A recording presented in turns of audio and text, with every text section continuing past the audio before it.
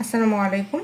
আজকের ক্লাসে আমরা অ্যালকেন নিয়ে কথা বলার চেষ্টা করব। অ্যালকেন নিয়ে কথা বলার শুরুতেই আমরা একটা জিনিস চিন্তা করি যে আমরা তেল বা চর্বি কথাটা অনেক আগে থেকে চিনে থাকি বা আমরা তেল বা চর্বি খাবারে ব্যবহার করে থাকি। এই তেল বা চর্বি কথাটা কই থেকে আসছে আমাদের কি কোনো আইডিয়া আছে?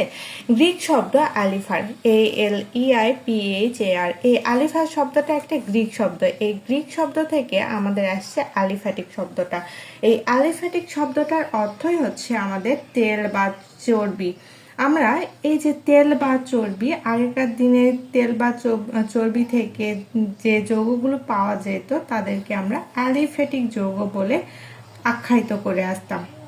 আর দেখো আমাদের এই যে অ্যালকেন বা অ্যালকিন, এখানে আমাদের কয়েকটা জিনিস জানার আছে।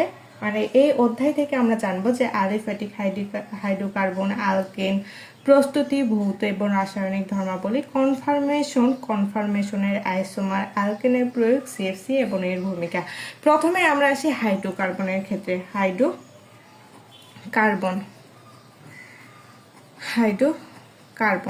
দেখো, এই হাইড্রোকার্বন দেখেই তো আমরা বুঝতে পারছি যে এই হাইড্রোকার্বনকে যদি আমরা ভাঙাই, তাহলে ভাঙাইলে আমরা কি কি পাবো? কার্বন পাবো এবং আমাদের হাইড্রোজেন এবং কার্বন। তাহলে কার্বন এবং হাইড্রোজেন পরমাণু দ্বারা গঠিত জৈব যৌগকে আমরা হাইড্রোকার্বন বলে থাকি। এর প্রধান উৎস হলো পেট্রোলিয়াম, প্রাকৃতিক গ্যাস এবং কয়লা, যেখানে আমাদের কার্বন এবং হাইড্রোজেন দ্বারাই গঠিত হয়। এখন আসি অ্যালিফ্যাটিক হাইড্রোকার্বন। ওই যে আমাদের অ্যালিফ্যাটিক কথাটা আসলো, এই অ্যালিফ্যাটিকের সাথে আরেকটা কথা অ্যাড করে দিলাম, সেটা হচ্ছে হাইড্রোকার্বন। এই কথাটা যখন আসছে তখন আমাদের অবশ্যই জানা দরকার যে অ্যালিফ্যাটিক হাইড্রোকার্বন কাকে বলে। অ্যালিফ্যাটিক হাইড্রোকার্বন হচ্ছে যে সকল হাইড্রোকার্বনের, যেহেতু হাইড্রোকার্বন আছে অবশ্যই আমাদের হাইড্রোকার্বন কথাটা আসবে, যে সকল হাইড্রোকার্বনে কার্বন পরমাণু নিজেদের মধ্যে যুক্ত হয় একটা মুক্ত শিকল তৈরি করে, তাদেরকে আমরা অ্যালিফ্যাটিক হাইড্রোকার্বন বলে থাকি। এই যে এরা বলয় বা চক্র, রিং গঠন করে না, মানে এই যে অ্যালিফ্যাটিক হাইড্রোকার্বন যেগুলো কথা বলছি তারা বলয় বা চক্র, এই যে গোল গোল যে বলয়গুলা তৈরি করে বা চক্র আকারে যেটা থাকে সেই রকম তৈরি করে না। তাই এদের অ্যাসাইক্লিক যৌগ নামেও আখ্যায়িত করতে পারি।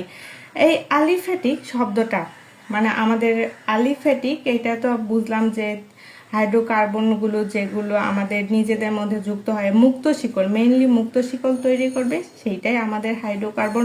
তাহলে একটি চেন, আমাদের মুক্ত শিকল বলতে আমরা কি বুঝি বলতো? একটি চেনের যদি দুই মাথা খোলা থাকে তাহলে সেইটাকে আমরা মুক্ত শিকল বলে আখ্যায়িত করতে পারি। এই মুক্ত শিকল আমরা কি বললাম যে একটা চেন, যে কোনো একটা চেন, সেটা হইতে পারে ধরে নাও যে ট্রেনের ক্ষেত্রে, ট্রেনের অনেকগুলো বগি পরপর সাজানো থাকে বা আমাদের আবদ্ধ অবস্থায় থাকে, একটা আরেকটার সাথে যুক্ত অবস্থায় থাকে। ঠিক তেমনই এই কার্বনগুলো যদি একটা আরেকটার সাথে অ্যাড অবস্থায় থাকে এবং এদের শেষ বা সীমা নির্দিষ্ট করা না থাকে, তাহলে সেটাকে আমরা বলে থাকি মুক্ত শিকল।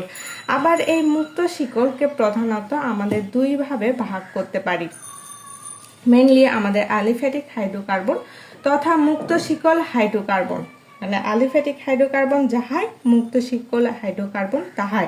তাহলে মুক্ত শিকল হাইড্রোকার্বনকে মূলত আমরা দুটি শ্রেণীতে ভাগ করতে পারি। কয়টি? দুইটি শ্রেণীতে ভাগ করতে পারি, দুইটি শ্রেণীতে। এই দুইটি শ্রেণী কি কি বলতো? একটা হচ্ছে সরল মুক্ত শিকল, সরল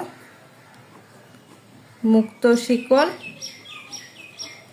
মুক্ত শিকল, আর একটা হচ্ছে শাখা মুক্ত শিকল, শাখা মুক্ত শিকল।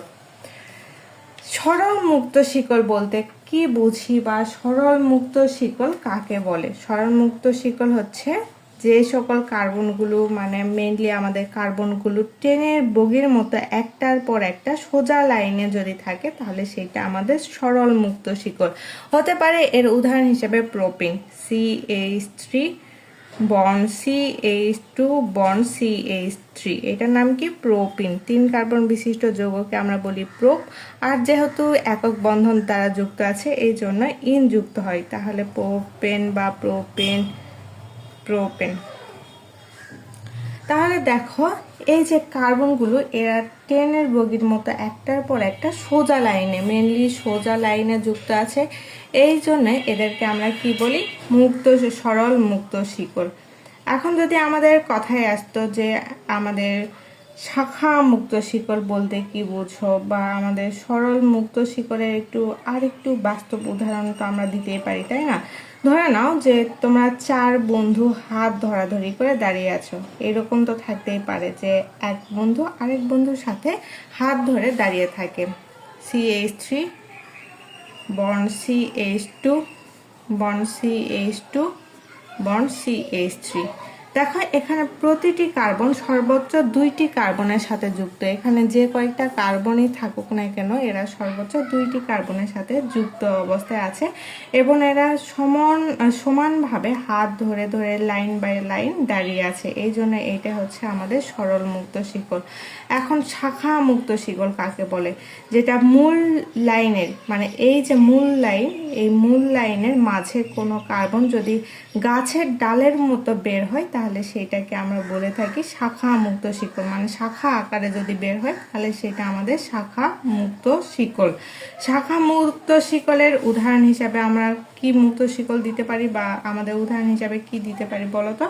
হতে পারে এইরকম আইসোপ্রোপাইল CH3 CH বন্ড, এই কার্বনের সাথে একটা CH3 মূলক যদি যুক্ত থাকে তাহলে সেইটা আমাদের শাখা মুক্ত শিকড়। কিন্তু এই যে দেখো সরল মুক্ত শিকল অথবা শাখা মুক্ত শিকল যেই হোক না কেন, এরা কি করছে? এরা কিন্তু আমাদের শেষ বা সীমাটা টানে দিচ্ছে না। এদের হাত আরো ফাঁকা অবস্থায় রয়েছে। এই হাতগুলো কোনো একটা সময় যায় তারা ভর্তি করতে পারে বা পূর্ণ করতে পারে। এই জন্য এগুলো সবগুলো মিলিয়ে আমরা বলতে পারি অ্যালিফ্যাটিক হাইড্রোকার্বন। মানে আমাদের যে হাইড্রোকার্বনের অ্যালিফ্যাটিক হাইড্রোকার্বন কাকে বললাম একটু আগে, তোমাদের কি মনে আছে? যে হাইড্রোকার্বনের নিজেদের মধ্যে যুক্ত হয়ে একটা মুক্ত শিকল তৈরি করবে, মানে যে শিকলের শেষ থাকবে না। ধরে নাও যে একটা সুতার, এই সুতার উপরে এবং নিচে খোলা অবস্থায় রয়েছে, তাহলে সেটা আমাদের অ্যালিফ্যাটিক হাইড্রোকার্বন, কারণ এদের শেষ অবস্থান আমাদের জানা নেই। তাহলে সব কিছু মিলেই আমাদের আজকের ক্লাস অ্যালকেন। আসসালামু আলাইকুম।